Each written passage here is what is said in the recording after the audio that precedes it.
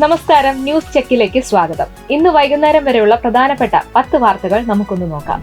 BJP നിയമസഭാ കക്ഷി നേതാവും ചാത്തന്നൂർ MLA-യുമായ BB ഗോപകുമാറിനെതിരായ വധഭീഷണി സംഭവത്തെ കേവലം ഒരു ഫോൺ ഭീഷണിയായി കേസായി മാത്രം കാണാനാവില്ലെന്ന് BJP സംസ്ഥാന അധ്യക്ഷൻ രാജീവ് ചന്ദ്രശേഖർ പറഞ്ഞു. ചാത്തന്നൂർ പോലീസ് രജിസ്റ്റർ ചെയ്ത FIR പ്രകാരം MLA-യുടെ ഫോണിൽ വിളിച്ച് വധഭീഷണി മുഴക്കുകയും ചെയ്ത സംഭവത്തിൽ കേസ് രജിസ്റ്റർ ചെയ്തിട്ടുണ്ട്. മാനസിക പ്രശ്നങ്ങൾ നേരിടുന്ന ഒരാളെ ഉപയോഗിച്ച് ഫോൺ വിളി നടത്തിപ്പിച്ചതായി പുറത്തുവരുന്ന വിവരങ്ങൾ അതീവ ഗൗരവമുള്ളതാണ്. അങ്ങനെയെങ്കിൽ ആ വ്യക്തിയെ മുന്നിൽ നിർത്തി ഇത്തരം ഗൂഢാലോചന ആസൂത്രണം ചെയ്ത യഥാർത്ഥ പ്രതികൾ ആരാണെന്ന് കണ്ടെത്തേണ്ടത് പോലീസിന്റെ ഉത്തരവാദിത്തമാണ്. മാനസിക പ്രശ്നങ്ങൾ, വധഭീഷണി ഇതൊക്കെ വെളിവായതിനെ തുടർന്ന് അന്വേഷണം ക്ലിഫ് ഹൗസിലേക്ക് നീളാൻ സാധ്യതയുണ്ടെന്ന് ദോഷകീയ ദുഃഖികൾ പറയുന്നു. തമ്പുരാനറിയാം. മുഖ്യമന്ത്രി VD സതീശനുമായുള്ള കൂടിക്കാഴ്ചയ്ക്ക് അനുമതി നിഷേധിക്കപ്പെട്ടിരുന്നുവെന്ന് ആവർത്തിച്ച് NSS general secretary G Sukumaran Nair. Sukumaran നായർക്ക് കൂടിക്കാഴ്ചയ്ക്ക് അനുമതി നിഷേധിച്ചു എന്ന തരത്തിൽ പ്രചരിക്കുന്ന വാർത്തകൾ തെറ്റാണെന്നും അദ്ദേഹവുമായി സംസാരിച്ചിരുന്നുവെന്നും മുഖ്യമന്ത്രി വാർത്താ സമ്മേളനത്തിൽ പറഞ്ഞതിന് പിന്നാലെയാണ് പ്രതികരണം. സുഗുവിന് അനുമതി നിഷേധിക്കുകയല്ല, ഈ പടിക്കകത്ത് കയറ്റരുത് എന്ന് അംഗരക്ഷകരോട് പറഞ്ഞു. അത്രയേ താൻ ചെയ്തുള്ളൂ എന്ന് പൂക്കി. പാറ്റ പാർട്ടിക്ക് വേണ്ടി 18 ദിവസമായി നിരാഹാര സമരം നടത്തുന്ന ആക്ടിവിസ്റ്റ് സോനം വാങ്ചുവിന്റെ സുരക്ഷ ഉറപ്പാക്കണമെന്നാവശ്യപ്പെട്ട് ദില്ലി ഹൈക്കോടതിയിൽ ഹർജി. നിരാഹാര സമരത്തിനിടെ സോനം വാങ്ചുവിന്റെ ആരോഗ്യം വഷളായെന്നും ഉടൻ ഭക്ഷണം നൽകിയില്ലെങ്കിൽ സ്ഥിതി ഗുരുതരമാകുമെന്ന് ഡോക്ടർമാർ പറഞ്ഞതായും ഹർജിയിൽ പറയുന്നു. ഹർജിയിൽ ദില്ലി ഹൈക്കോടതി ദില്ലി സർക്കാരുകളിൽ നിന്ന് പ്രതികരണം തേടി. അതെ, ആക്രമണം മൂത്താലും സ്ഥിതി ഗുരുതരമാകും. UPA സർക്കാരും പാക് ചാര സംഘടനയായ ISIയും തമ്മിൽ അവിശുദ്ധ ബന്ധമുണ്ടായിരുന്നുവെന്ന് ആഭ്യന്തര മന്ത്രാലയത്തിലെ മുൻ അണ്ടർ സെക്രട്ടറി RVS മണി.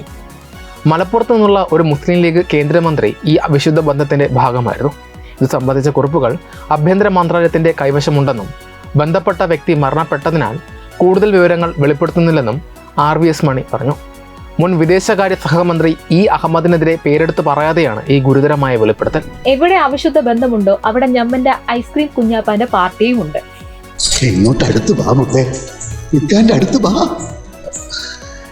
ഇനി ഞമ്മക്ക് ക്ഷമയില്ല.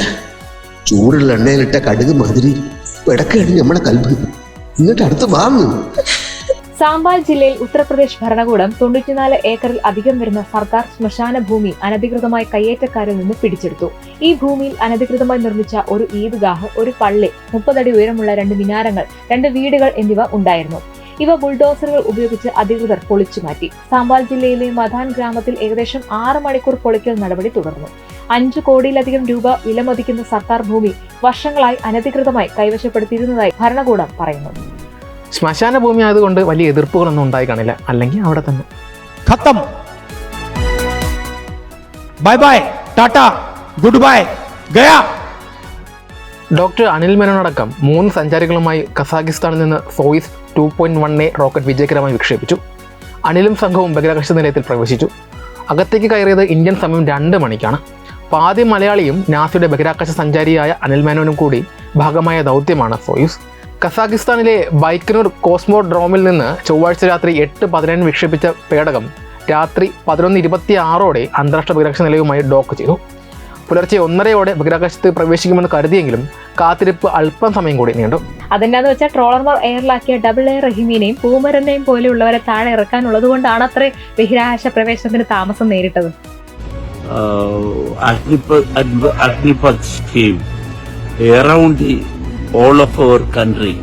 വളർച്ചയും തളർച്ചയും പ്രതിമാസം അറിയാൻ പാകത്തിൽ പ്രതിമാസ സാമ്പത്തിക റിപ്പോർട്ട് അവതരിപ്പിച്ച് ആന്ധ്രാപ്രദേശിലെ NDA സർക്കാർ. ആദ്യമായാണ് ഒരു സംസ്ഥാന സർക്കാർ ഇങ്ങനെ ഒരു റിപ്പോർട്ട് അവതരിപ്പിക്കുന്നത്. മുഖ്യമന്ത്രി N ചന്ദ്രബാബു നായിഡു സർക്കാരിന്റെ വളർച്ച തുടർച്ചയായി നിരീക്ഷിക്കുന്നതിനും ഡാറ്റാധിഷ്ഠിത തീരുമാനങ്ങളിലൂടെ ഭരണം മെച്ചപ്പെടുത്തുന്നതിനുമായി സംസ്ഥാന സർക്കാർ ഒരു പ്രതിമാസ സാമ്പത്തിക റിപ്പോർട്ട് അവതരിപ്പിച്ചിട്ടുണ്ടെന്ന് പറഞ്ഞു. സ്വന്തം സംസ്ഥാനത്ത് വളർച്ച ഉണ്ടെങ്കിൽ മാത്രമേ അത്തരമൊരു റിപ്പോർട്ടിന് പ്രസക്തിയുള്ളൂ എന്ന് കേരള മുഖ്യന്റെ മാസ് മറുപടി ഉടൻ വരും. പഠിക്കുന്നതിനിടെ ചോദിച്ച ചോദ്യങ്ങൾക്ക് വേഗത്തിൽ ഉത്തരം നൽകിയില്ലെന്ന കാരണത്താൽ 9 വയസ്സുകാരിയായ മകളെ ക്രൂരമായി മർദ്ദിച്ച അമ്മയ്ക്കെതിരെ പോലീസ് കേസെടുത്തു. പായിപ്ര സ്വദേശിനിയായ നുഫിയയ്ക്കെതിരെയാണ് മൂവാറ്റുപുഴ പോലീസ് കേസെടുത്തത്. 9 വയസ്സുകാരിയായ മകൾ പിതാവിനൊപ്പം നേരിട്ട് പോലീസ് സ്റ്റേഷനിലെത്തി നൽകിയ പരാതിയുടെ അടിസ്ഥാനത്തിലാണ് നടപടി. ആ ഉമ്മയോട് ചോദിക്കാനുള്ള ചോദ്യങ്ങളും ലാത്തികളും തയ്യാറാക്കി വനിതാ പോലീസ് സംഘം സ്റ്റേഷനിൽ കാത്തിരിക്കുന്നു എന്നാണ് ലഭ്യമാകുന്ന വിവരം.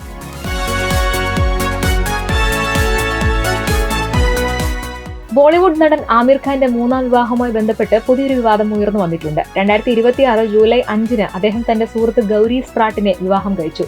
ഇത് ആമിർ ഖാനെ മുസ്ലിം മത നേതാക്കളുടെ വിമർശനത്തിന് വിധേയമാക്കി. മുസ്ലിം പേഴ്സണൽ ദാറുൽ ഇഫ്തിയുടെ രാജകീയ ചീഫ് മുഫ്തി മൗലാന ഇബ്രാഹിം ഹുസൈൻ വിവാഹത്തിനെതിരെ ഫത്വ പുറപ്പെടുവിച്ചു.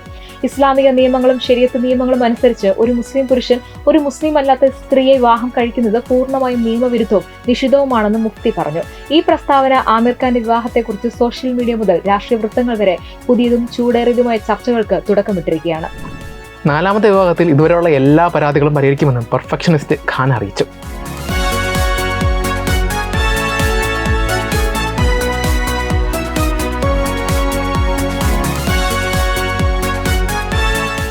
ഇന്ത്യൻ ആഭ്യന്തര മന്ത്രാലയത്തിലെ മുൻ അണ്ടർ സെക്രട്ടറി RVS മണി പാകിസ്ഥാൻ ക്രിക്കറ്റ് കളിക്കാരെയും സംഘത്തെയും കുറിച്ചൊരു വെളിപ്പെടുത്തൽ നടത്തി. പാകിസ്ഥാൻ ക്രിക്കറ്റ് താരങ്ങളും സംഘങ്ങളും ഷൊയ്ബ് അക്തറും മുഹമ്മദ് ആസിഫും പോലുള്ള കളിക്കാരും ഇന്ത്യ സന്ദർശിക്കുമ്പോഴെല്ലാം മയക്കുമരുന്ന് കൊണ്ടുവന്നിരുന്നുവെന്ന് അദ്ദേഹം പറഞ്ഞു. ഇന്ത്യ സന്ദർശിക്കുമ്പോൾ പാകിസ്ഥാൻ ടീം മയക്കുമരുന്ന് കടത്തിൽ ഏർപ്പെട്ടിരുന്നുവെന്ന് അദ്ദേഹം പറഞ്ഞു. ഈ വിഷയത്തിൽ ISIയുടെ പങ്കാളിത്തം അദ്ദേഹം ചൂണ്ടിക്കാട്ടി. ANI പോഡ്കാസ്റ്റിലാണ് അദ്ദേഹം ഈ വെളിപ്പെടുത്തലുകൾ നടത്തിയത്. ഇന്ത്യയിൽ ഭീകരവാദം വ്യാപിപ്പിക്കുന്നതിൽ മയക്കുമരുന്ന് കടത്തിന്റെ പങ്ക് എടുത്തു കാണിച്ചുകൊണ്ട് തീവ്രവാദത്തിനുള്ള ധനസഹായത്തിന്റെ 30% മയക്കുമരുന്ന് കടത്തിൽ നിന്നാണെന്ന് അദ്ദേഹം പറഞ്ഞു. ജിഹാദി മയക്കുമരുന്ന് കടത്തി എന്നുള്ളതാണോ ഇത്ര വലിയ വെളിപ്പെടുത്തൽ? അതൊക്കെ അവരുടെ ആചാരാനുഷ്ഠാനങ്ങളുടെ ഭാഗമല്ലേ?